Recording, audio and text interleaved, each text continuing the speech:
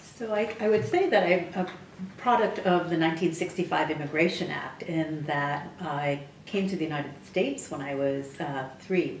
And I don't think I would have ended up here if it wasn't for my mom. One of the conditions for her to get married to my father was that they would migrate to the United States. And I think my mother has a love of travel, or at least a curiosity about the world.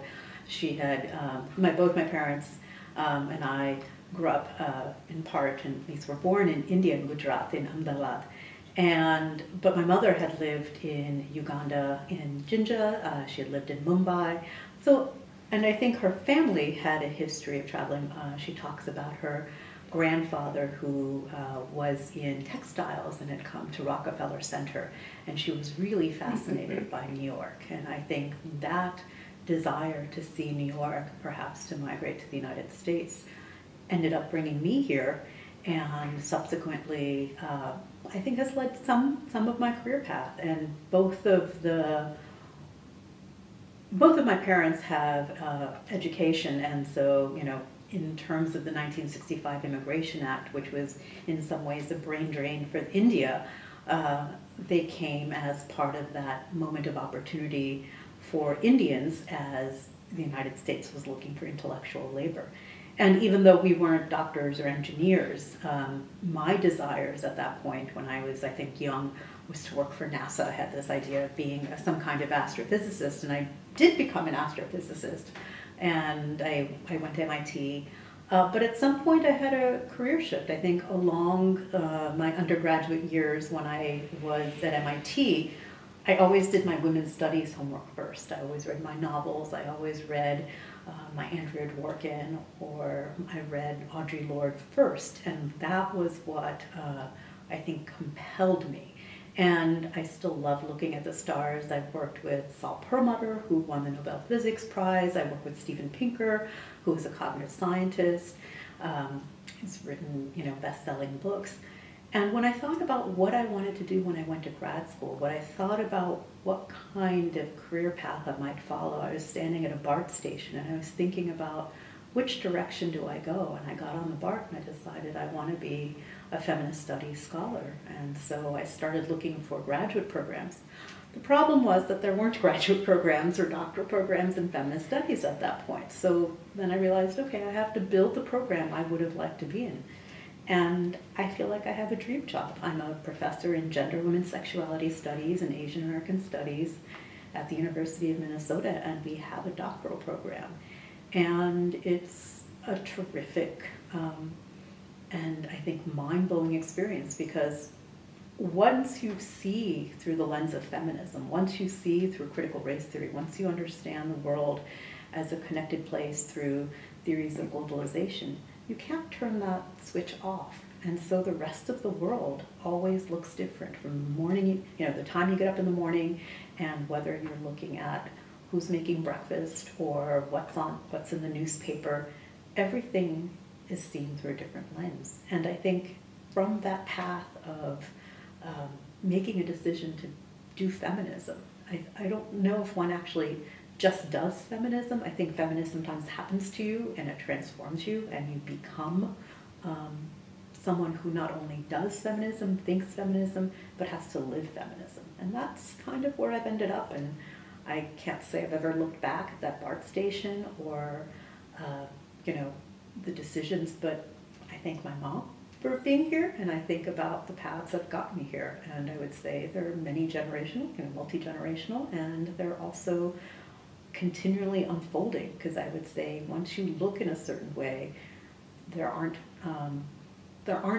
limits to the kinds of questions you can ask and the kind of work that I do. And I never get bored. There isn't a day when I'm bored in my work.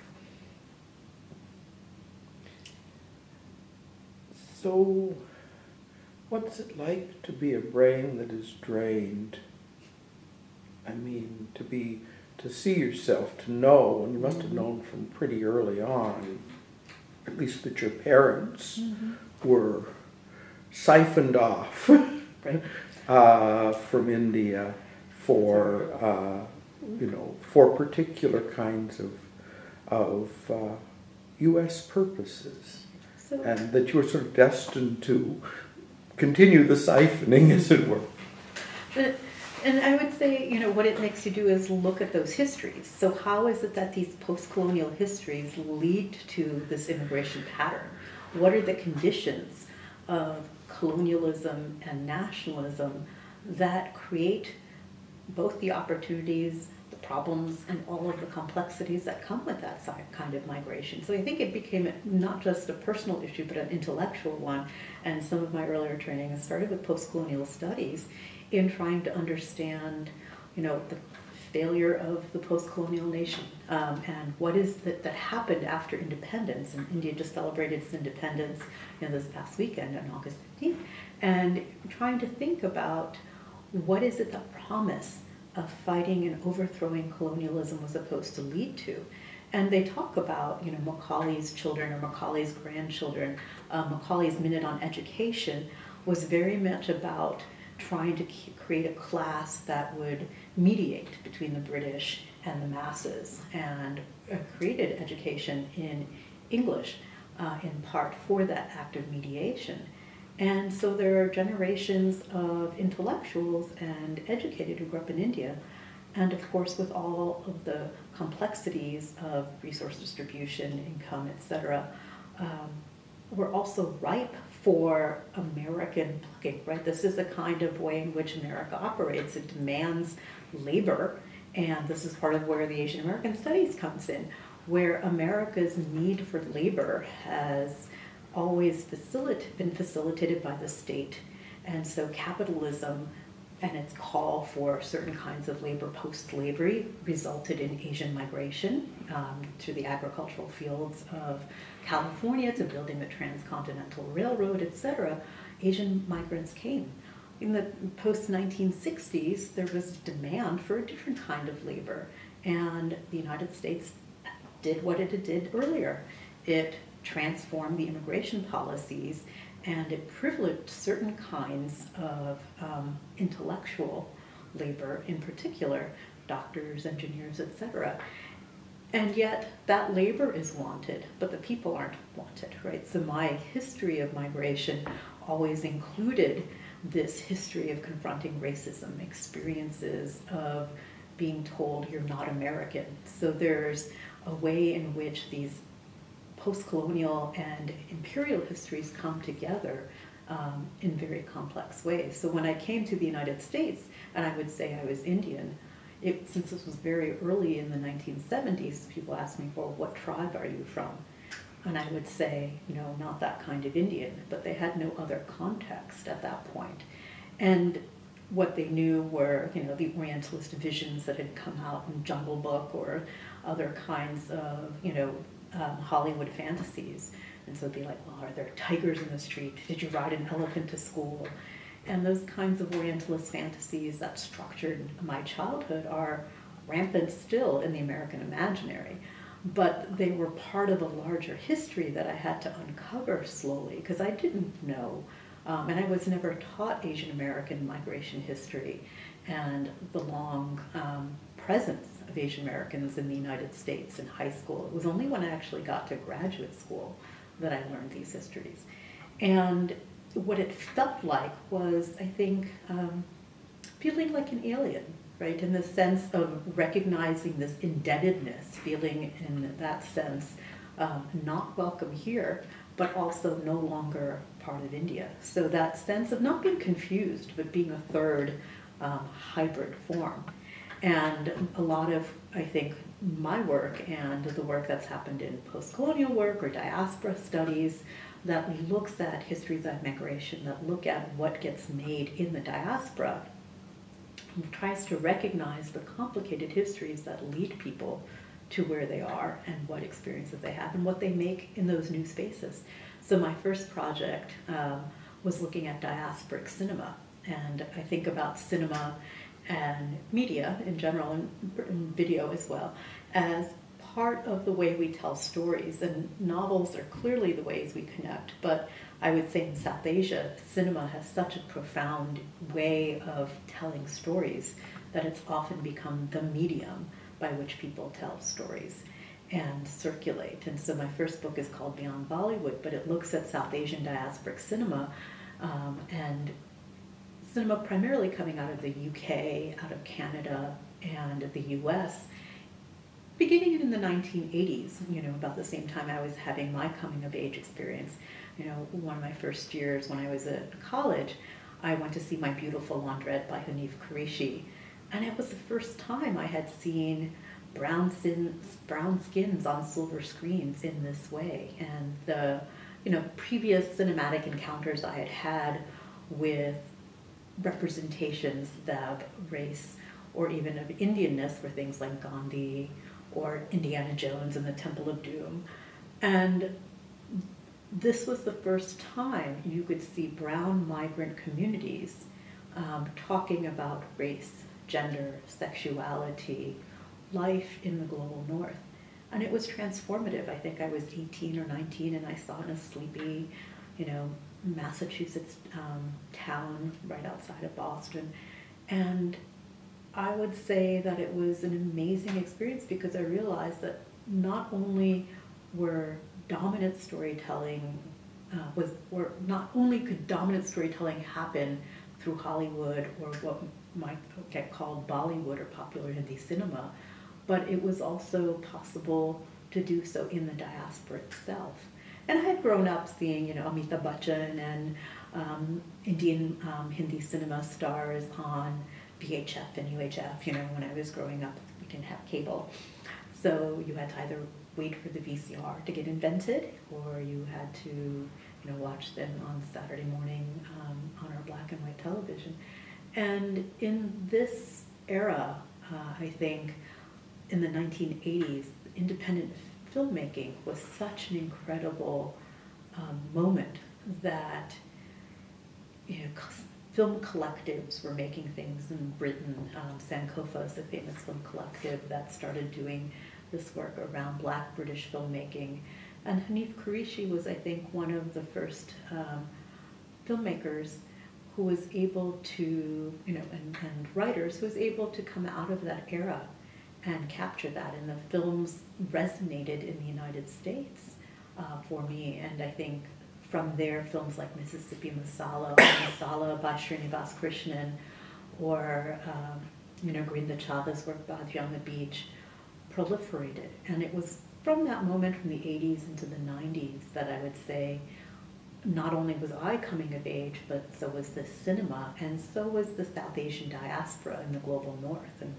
And that was a really profound, I think, moment as intellectuals, artists, and academics all were able to articulate what that experience was in terms of either their relationship to South Asia and their location in North America and in Britain.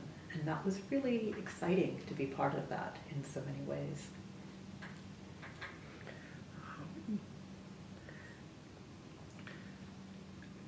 When your family was brought here, there was this idea, I suppose in the crassest terms, here are people who will be used within certain programs, and they'll be compensated for being used.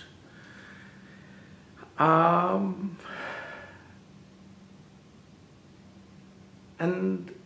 that's a very hard thing to, in some ways, to come to grips with. Have you a sense of loyalty in any direction? I mean, does the notion of loyalty of the people you are working for, the people you are accountable to, does that figure in your thinking? I think, well, to answer the first part about being used, part of that is that immigrants and refugees are supposed to feel grateful. And so when you come, you're supposed to be grateful that you got to leave that horrible place and come to this wonderful place. One, that place wasn't necessarily horrible. Two, this place isn't necessarily wonderful. And three, I'm not necessarily grateful. And so it adds up to quite an equation in expectations and what is supposed to be performed. So to be useful is to be seen as contributing, perhaps, but also some kind of burden in another way, because one is never quite enough. And that expectation, I think, extends often to a sense of indebtedness. We are indebted and still always paying back the debt of being able to come here. And I think that is a mentality that has been written about, especially in relation to refugees who are constantly seen as in debt and never productive enough. And immigrants, especially South Asian immigrants, are sometimes held up as the model minority and held up as that sense of being the perfect minority, right? And so the other flip side of being used is that you're such a good minority that if you do your job and you do it well and you don't complain about it, then you're the right kind of minority. So there's a lot of attendant racism that comes along with that location. And so often Asian immigrants are held up to, and thought to be docile.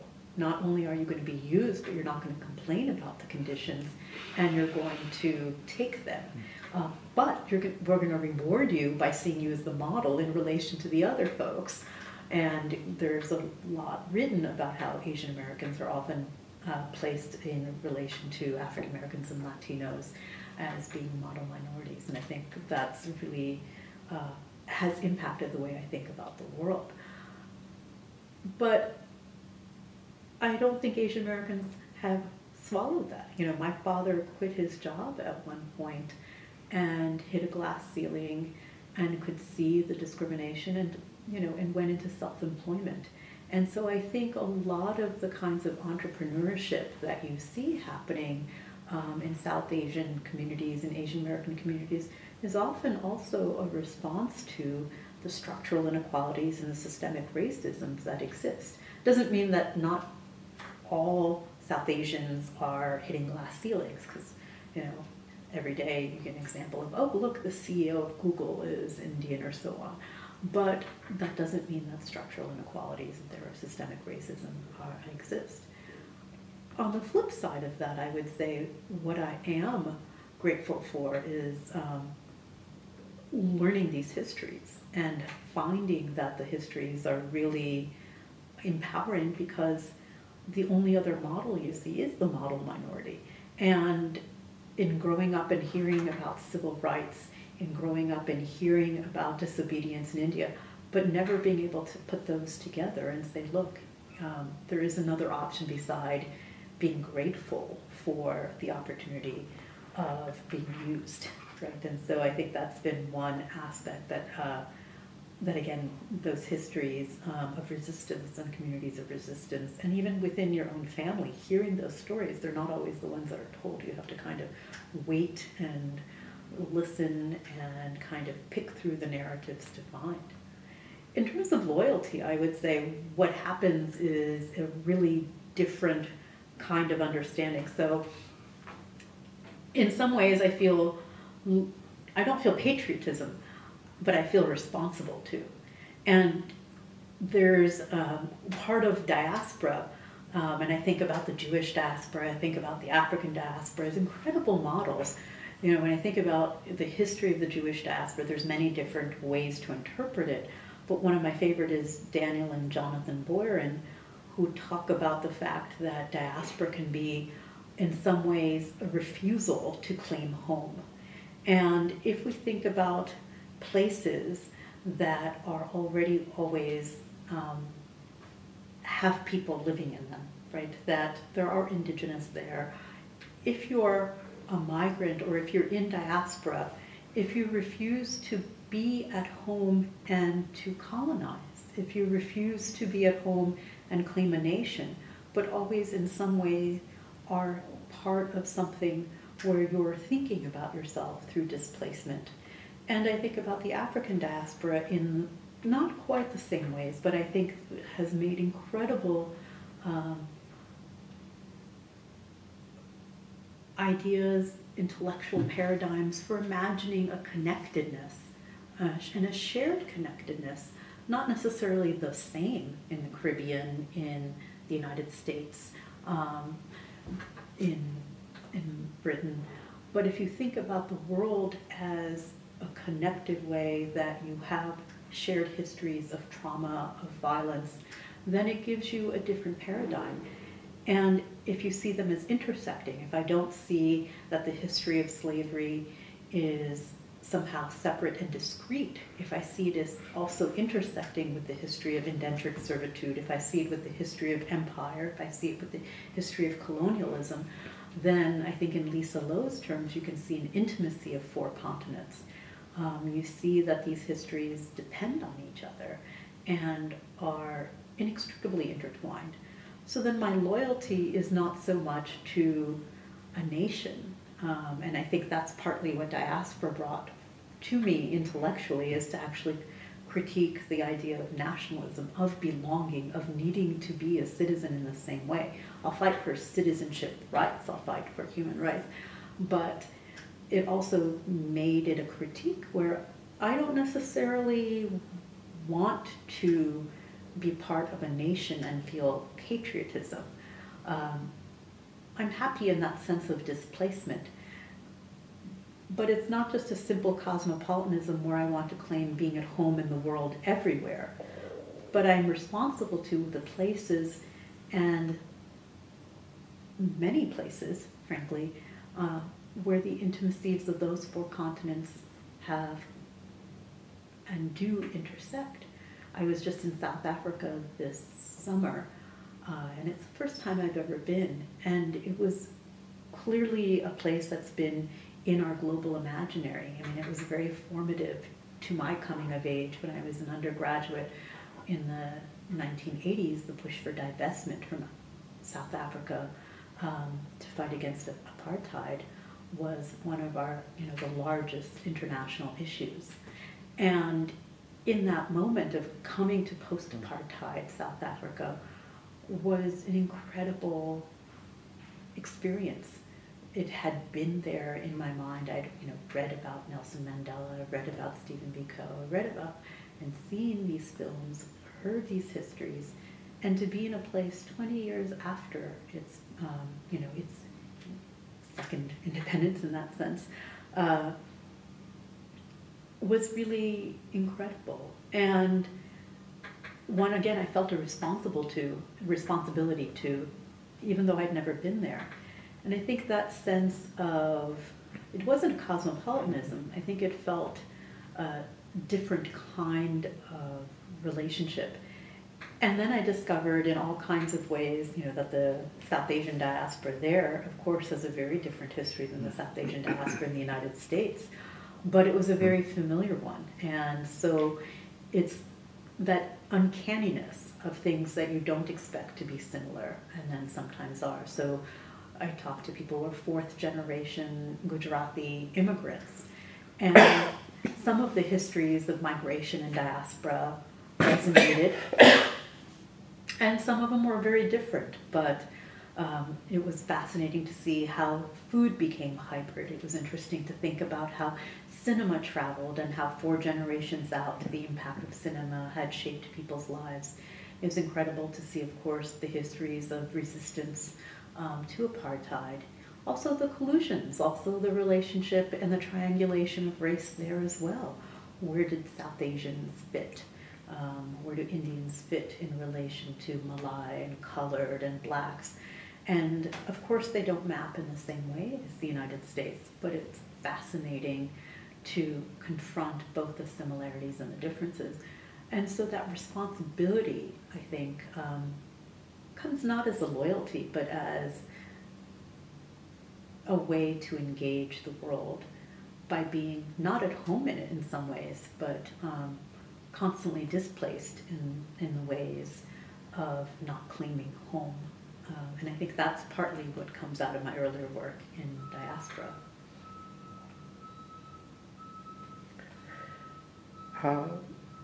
Before we leave it too far behind, I wanted to address the other major piece of your early biography, that is the interest in astrophysics. I mean, I've known people who got a hold of a scientific problem in college, and surely they experienced various sorts of discrimination as women, prejudice and so forth, but they were like bulldogs. They bit down on that problem, and all of this stuff kind of was like little eddies in the water, and they were going forward, holding on to this thing they needed to know.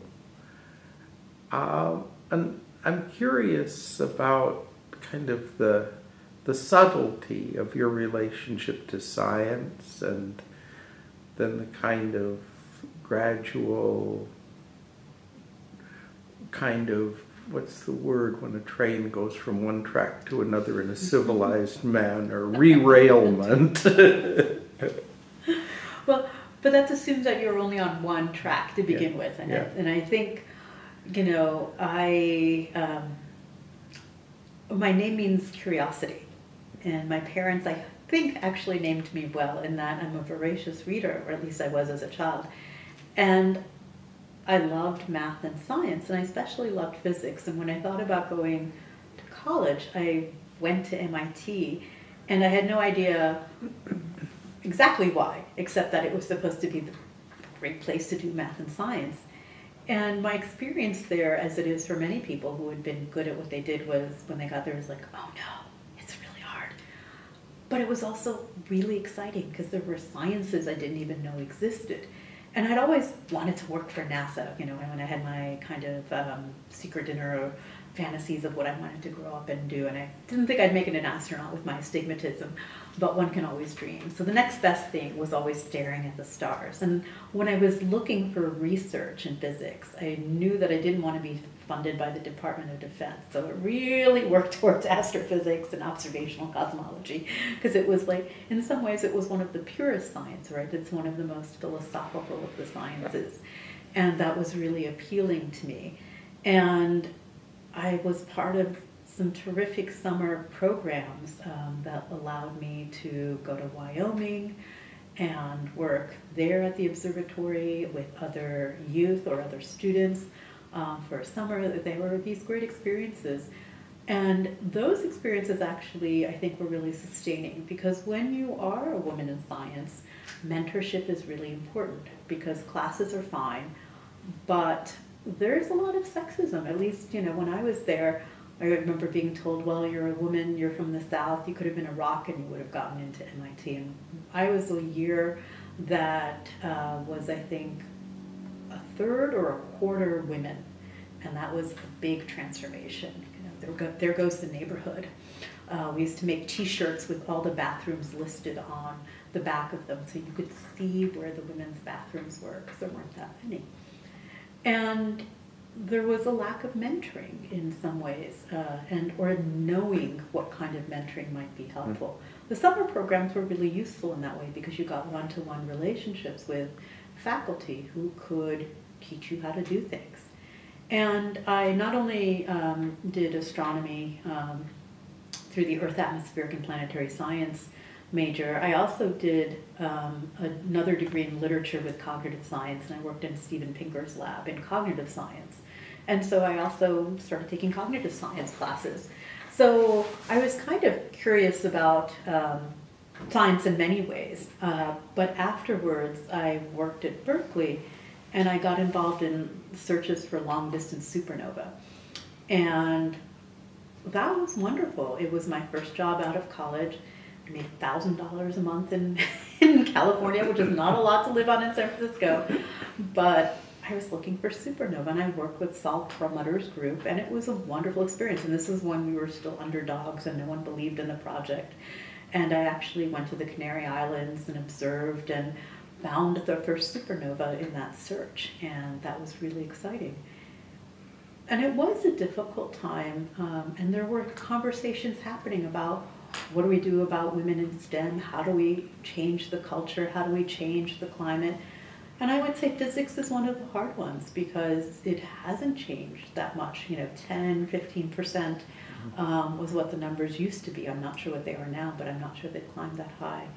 And there's been a lot of work done to try to address these. And I think it's really important to understand, again, not only what the barriers are, but what are the mechanisms that facilitate continuing. For me, it was partly the mentoring or the lack thereof, and thinking about graduate school. If I've never been to graduate school, how do I know?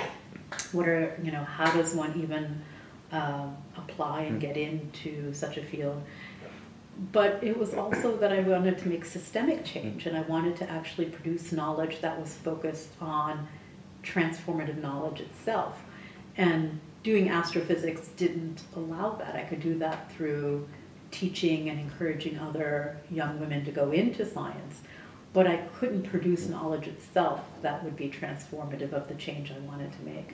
So I loved being an astronomer in many ways, and being at the telescope is a really cool experience. You're looking out and seeing back into time in ways that are unimaginable, right? You're looking as close as you can to the Big Bang. You're looking in deep space.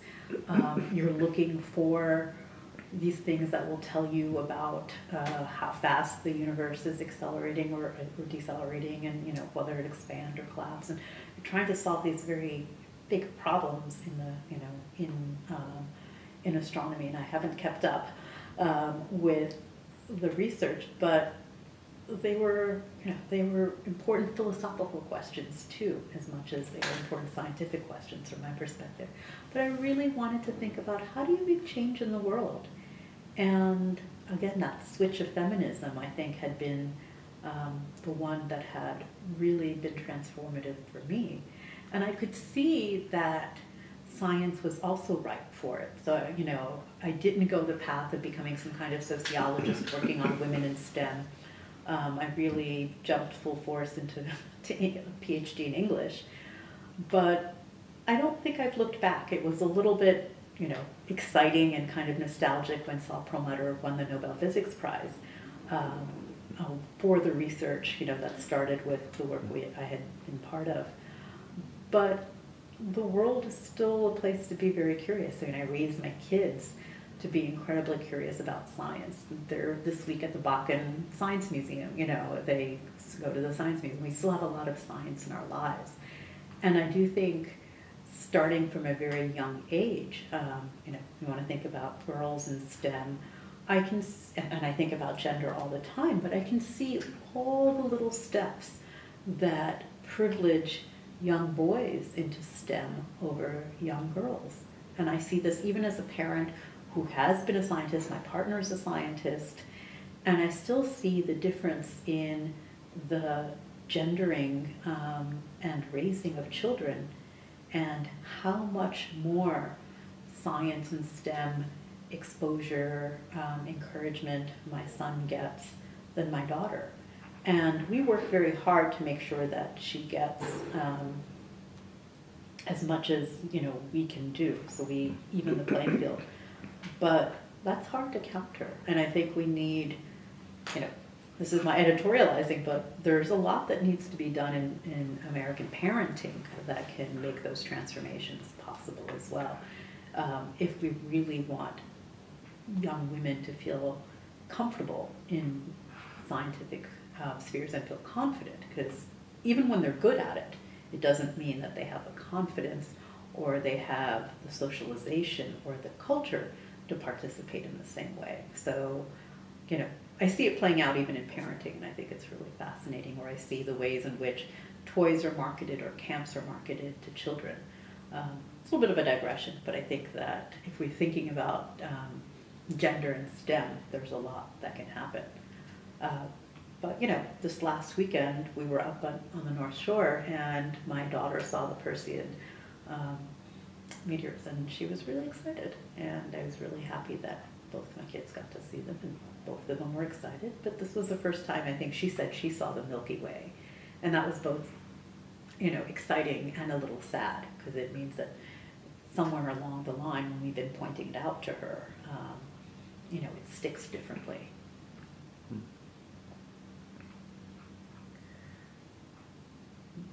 Does it give you some ambivalence in the parenting project? The thought that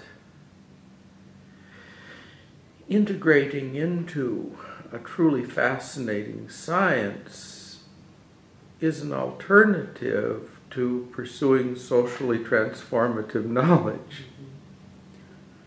I try to raise my children, so I think about the work that I do all the time. So I'm trying to think about how do I make sure that, gender is something they think about, that social justice is something they think about, that they have a knowledge of the natural world, they think about environmentalism, they understand, the meaning of art and literature and the pleasure of it. So, when you're a parent, you're an interdisciplinary scholar all the time, or you could be. And I think one of the things really that we work on is thinking about the world through a social justice lens. And that happens in all kinds of ways. In one way, I wake up my children in the morning and ask them, what gender do you want to be today? And it's not that I think it's so easy to switch one's gender every day. And, it would be wonderful perhaps in a world that we could do that. But my point in asking them is that I wanted to kind of undermine that sense that gender is a fixed thing that you are born with, that it's a binary, that you only have one, that sex and gender are all the same for everyone. And for them, that didn't feel, it was a very kind of pedagogic, performative question, but it opened up so many for them, because then it made them ask, well, what is gender? Who gets to decide gender? What does gender mean? How do we think about it? They've had a long time in asking these kinds of questions. So, my kids would tell me, Mom, there's no such thing as boy clothes or girl clothes. There are clothes. Some boys wear certain clothes, some girls wear certain clothes, but their clothes themselves don't have a gender. And I was like, yes. So recently, when Target decided to not mark their toys as boy toys or girl toys, these are things my children had figured out for a while, and I think most kids had figured out there aren't boy toys and girl toys, or they don't have to be. There's no reason for these things. And kudos to Target for figuring that out, but they've also gotten a lot of flack for that. Oh my goodness, how will I know what toys to buy for my children? Well, if you're letting the marketing do the telling that, the blue toy is the toy for boys and pink is the girl toy, then clearly we're already biasing our children into certain kinds of gender conformity. So for my kids, that's already been a question that they're willing to ask, partly because it's been asked of them, and to question the world. At one point in kindergarten, my son wanted to wear a dress to school. And I said, well, kiddo, you're getting bullied. I'm having a real hard time protecting you from getting bullied. And I said, so I don't think it's a good idea. And then he said, Mom, but then the bullies win. And I was so struck by the fact that he had gotten the social justice messages, not only understood them, but used them right back at me. And he was right. And at the same time, as a parent, I felt like I can't protect you now when you're going to school. And yet he was right. And it was just a really incredible moment as a parent to think about the things that I'm learning from my child. And I'm learning all the time. And in fact, some of that is what's started my current research project.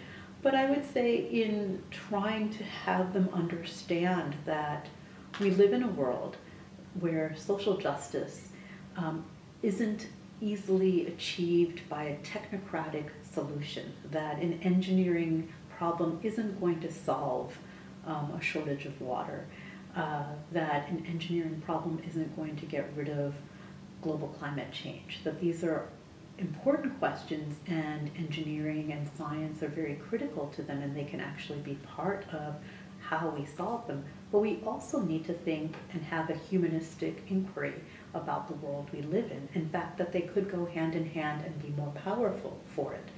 But if you don't understand why water distribution is the way it is, then finding water isn't enough of an answer. You have to understand why water systems work the way they do, but also why there's inequality around water to begin with in that context. And so hopefully the way I think of education, the way I think of scholarship, the way I think about even universities is that you have a humanistic frame for understanding the knowledge and asking the questions. And without the humanities, without that kind of inquiry, you're only getting to a partial understanding. And I think the larger context and the larger understanding of what we want to do requires that social justice frame. So that's what I've been working on, I think, with the kids, and see them as compatible. My kiddos are very curious, and I think and I talk about this with my students too.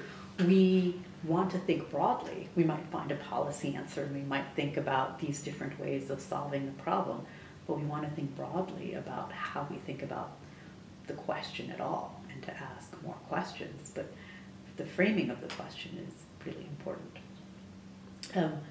And I brought up the current research I'm doing. Part of what I tried to think about as I was raising children, as I do with lots of other questions I ask about race and gender, as I was parenting, I found that my child was being marked in different ways. And I thought about the fact that in our culture now, we do a lot of the work through science, that we say and use diagnoses or different kinds of marking of people through neural categories.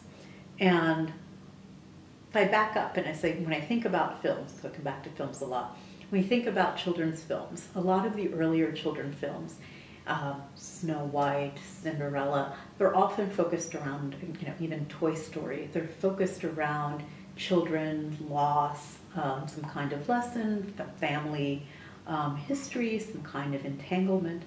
And you could say from a psychoanalytic or psychological perspective that they're focused on how to overcome that, often, again, through a social way or a psychological way.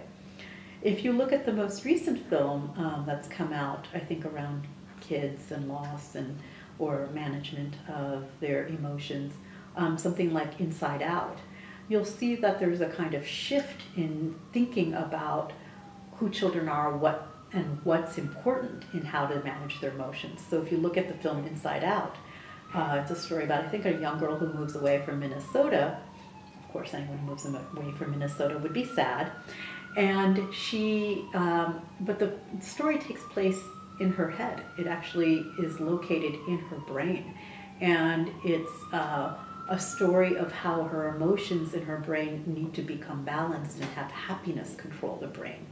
And what I would say is that we've come from an understanding of ourselves as psychological humans in one sense, usually with a psychoanalytical frame, to neural humans, where the brain is the controlling system.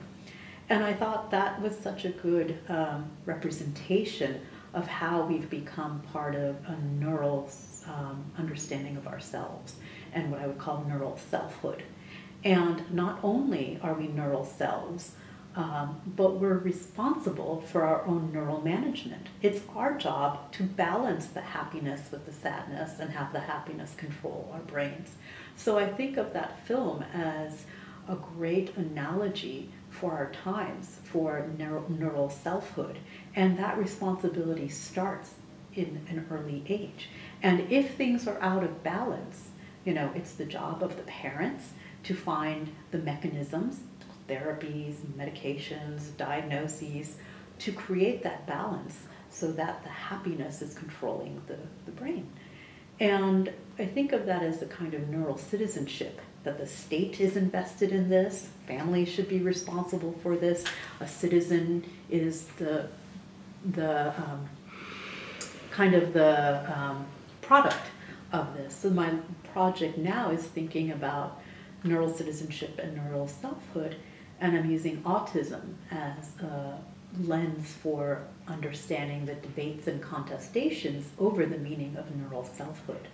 So my current project kind of thinks about neural difference and imagines neural difference to be in some ways, like other forms of difference, a site of not only negotiation, but a site in which normalization occurs.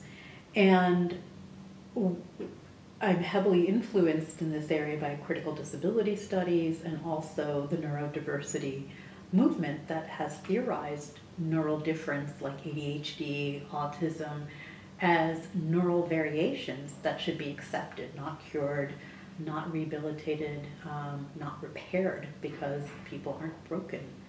And I think the neurodiversity movement and neurodivergence allow us to see neural difference in a way that is contesting and demanding rights along the same way that disability rights and civil rights have done in the past. And so the neurodiversity movement is a really, I think, interesting and important engagement with this idea of neural citizenship and neural selfhood.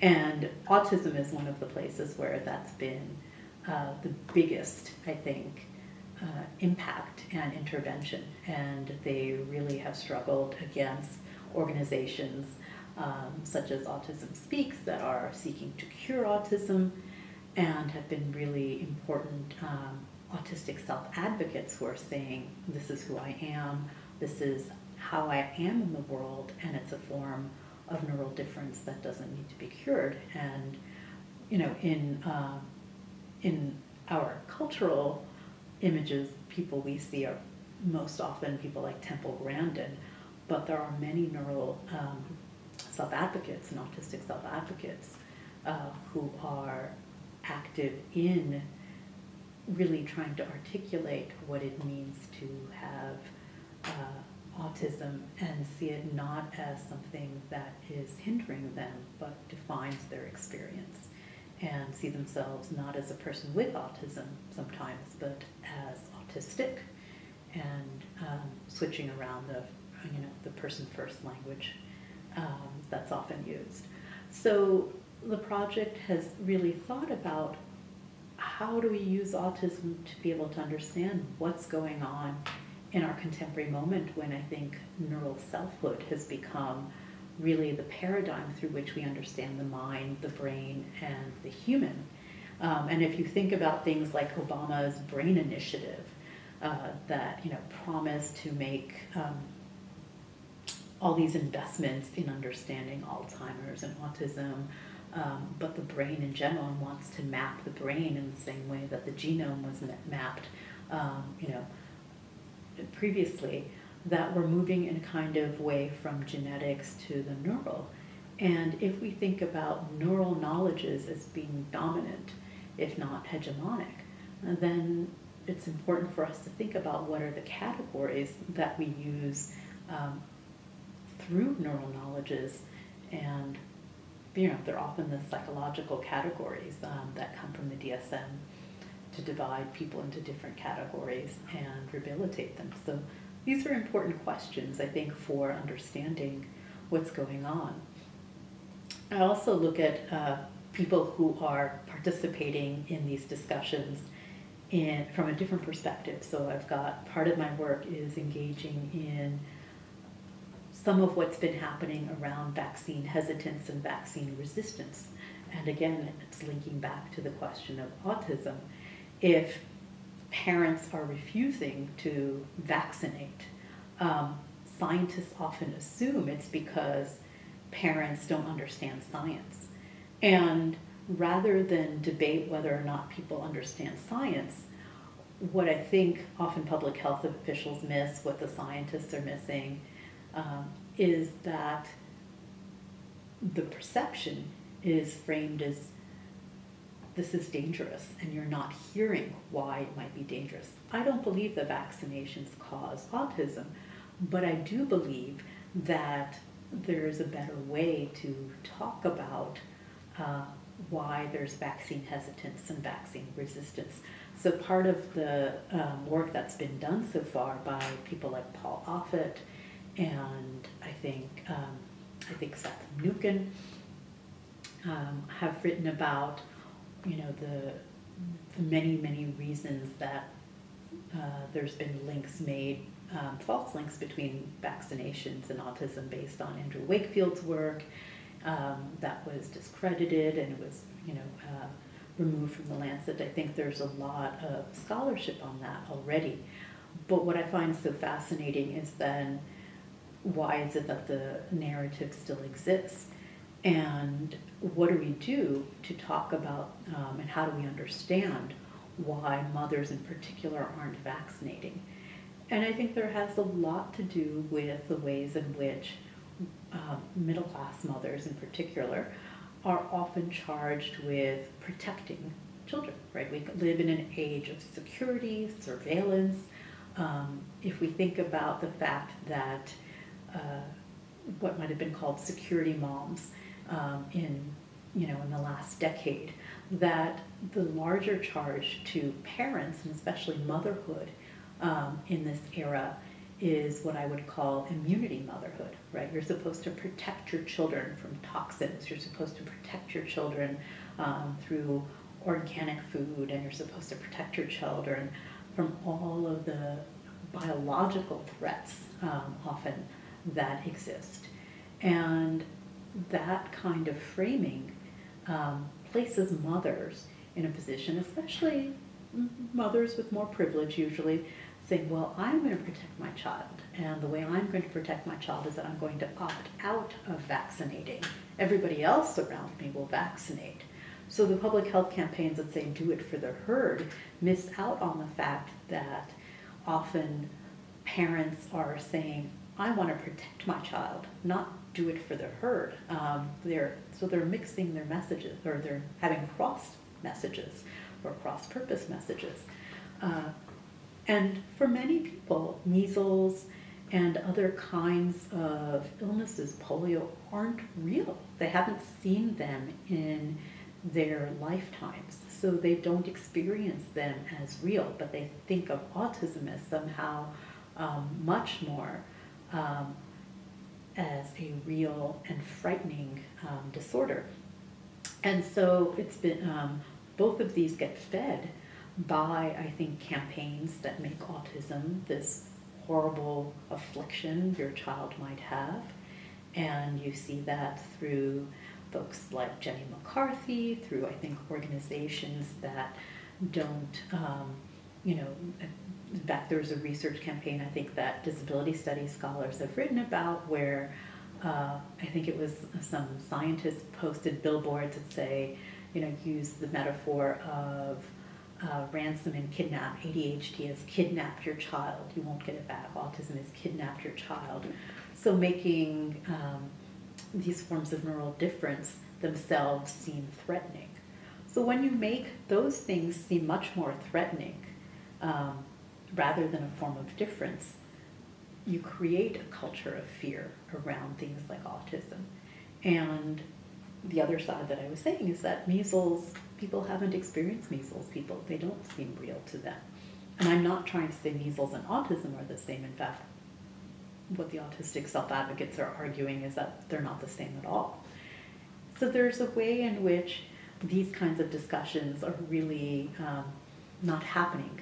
And in trying to put them together and trying to show what conversations might illuminate by being put together in this larger way, can kind of see how contestations over neural selfhood and security, well-being, health, and what I'm going to call neural citizenship are playing out in the United States right now.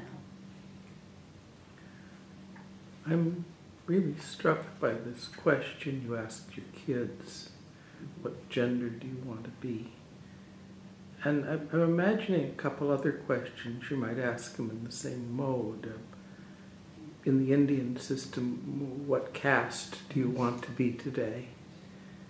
in line with your current research, what neural profile do you want today? Mm-hmm. I mean, nobody would say, what disease do you want to have? That's right. Clearly, you don't want polio. You don't want leprosy. You don't want ALS. But deafness is right on the border. And autism and even Down syndrome is in certain respects on the border. And so in some sense, it's intelligible to ask the question, do you want to be a Down syndrome person today? It's not, it's a rejuggling of equipment in a certain way. I'm wondering whether these are questions you'd feel comfortable adding to your repertoire. So, and in some ways, yes, because we talk about the fact, I talk about the neural differences with my kids all the time, and we talk about, you're always struck with the medical categories. So you're always stuck going back to the categories that mark the difference in the first place. So, it can say dyslexia, dyspraxia, autism, ADHD, and they've already become part of our vocabulary in so many ways. So, you hear people say, oh, I was just being so ADHD, or that was really, OCD of you. And they've become normalized in a certain way and mainstreamed, but then they still remain stigmatized when we think about them in our everyday life. People actually have diagnostic categories attached to them, feel the stigma very differently than people who are using them much more casually. And I think part of what asking some of those questions would to be able to ask, how do we experience neural difference, and how do we want to think about removing the stigma? And I would say gender, in one sense, because of the scholarship and the way we think about gender is a performance. So one could argue that you want to, and I'm not suggesting it's not biological, there's materiality to the body, but one's gender isn't fixed necessarily. And in the choosing of the gender, one could argue that the goal of feminism could be to abolish gender or to proliferate gender, or to make it more fluid, right? So there could be different ways one can understand feminism. One can see feminism as saying, great, we need more than 2 gender categories. We want infinite gender categories, or no, we want to get rid of the gender system altogether.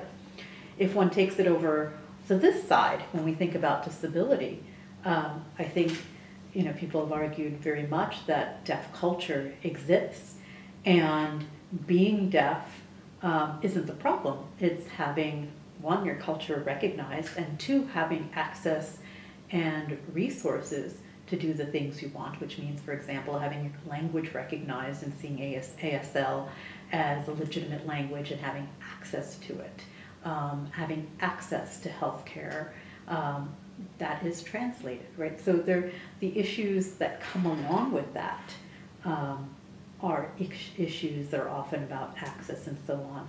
So when I think about what does it mean to ask that question, am I trying to abolish categories? Am I trying to abolish systems? I think in terms of caste, or when we think about race, are we trying to abolish race? Is that the goal of racism, anti-racism? And what often happens is we end up, if we use the question of race here, we end up with color blindness. And that is not, we don't live in a post-racial world, and we don't live in a world in which color blindness is a response to racism. So we do end up in these really complex and difficult questions of then how do we recognize the materiality and experience of racialized lives. And I think part of what critical ethnic studies does is to recognize in which places and how those continue to get reproduced. And that it's not necessarily a choice, right, in the same way that I make gender a choice for my children, but that we think about how those categories are inhabited. So I do wake up and tell my kids, okay, do you feel like you're, and what does it mean to feel Asian American? What does it mean to feel Indian? What does it mean to feel multiracial? What does it mean to feel any of these categories and to inhabit them and to be them? And I think very similarly, what does it mean to be, to have a neural difference, to be someone with Downs, to be someone who has ADHD? We talk about that. When we talk about these categories with my children, we talk about, well, you might have dyslexia. So what does dyslexia look like? And what does it feel like? And what does that mean? And how do we not see it as a deficit? So part of it is that the medical model sees these things as deficits that need to be cured. What if there are also forms of difference that enhance and exist in different ways? So part of, I think, neurodiversity, one could argue, suggests that moving from a deficit model allows one to see that there are actually strengths that come along with these issues, that you're not only measuring in relation to deficit, you're also measuring in relation to strengths. And I think about critical ethnic studies in that way, and talking about communities of color not as lack, but as having resilience, having strengths, having resources that are unrecognized, unmarked, and are not quite choices in the way that I was talking about, what do you want to be today, but are also sites that are not just marked in negative ways. And I think those are the kinds of complexities that we're trying to get across, as both a parent and as a scholar, right, and as a teacher in between. So trying to recognize the ways in which different experiences can be had with different categories, and some of which can be choice and some of which can't. But we do privilege certain things. So I was thinking even about your earlier question of like, well, but nobody wants, certain kinds of illnesses or disease. And I remember reading and thinking about disability studies scholars who really talk about functionality and say, well, you know what, functionality, I remember reading an article called Against Function, and it was really profound. And I thought about this film Diving Bell and Butterfly, where when you're unable to communicate, it's a film in which the man is only able to communicate by blinking.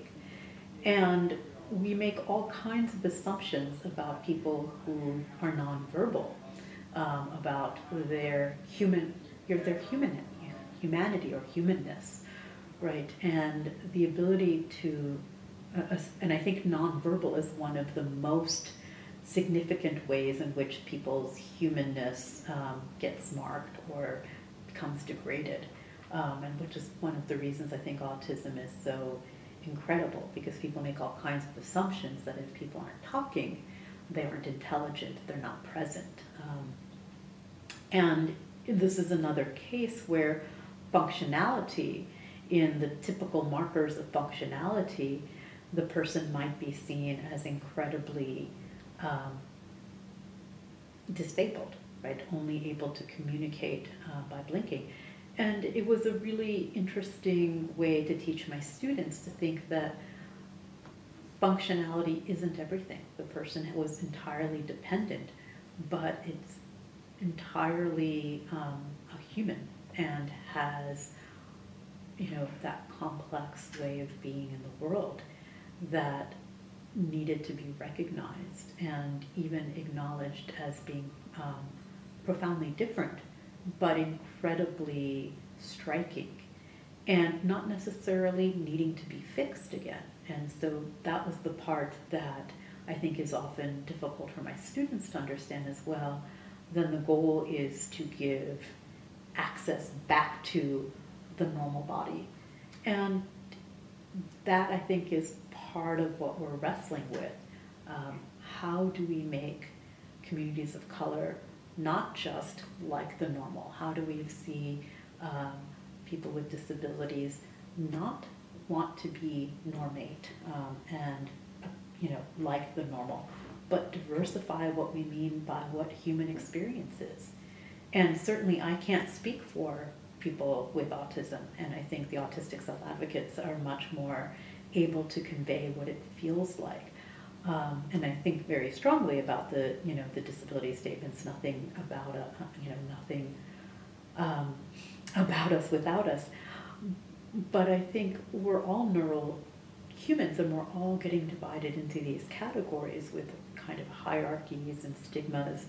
And I think about these in light of these other kinds of categories. And how do we actually get to the complexity of human life and the incredible diversity we live with in terms of race, gender, disability, sexuality,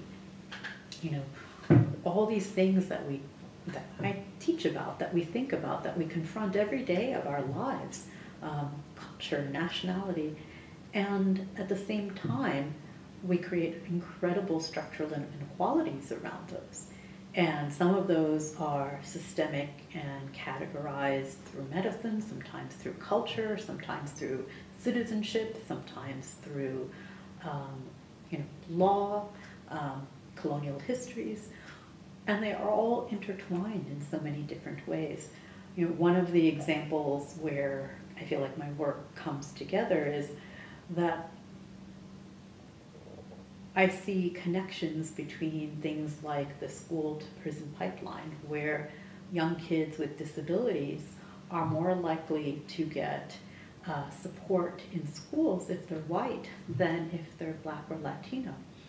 And so what happens is that you have young boys of color who get diagnosed later, don't get support, and become criminalized for their disability, and then fed into a system that, not sees their behavior as disruptive and criminalized and bad behavior instead of markers for support, accommodation, even, in the school setting. And very quickly it becomes criminalized so that the police are called in, or that they get sequestered in special ed classes, and they get pushed out of school and often into the prison industrial complex. So how do we understand this intersection between race and disability? How do we ask the right questions so that we're even able to see and recognize, just not with only my children, but other children, the ways in which that difference is manifesting, but automatically gets read as a form of criminal behavior as opposed to the kind of place where race and disability might be coming together. So I think there's ways in which pushing at the meanings and even at the intersections of some of these categories allows us to kind of reimagine them and also think about reallocating resources, thinking about support, accommodation, and shifting our own stories and narratives about people. Thank you.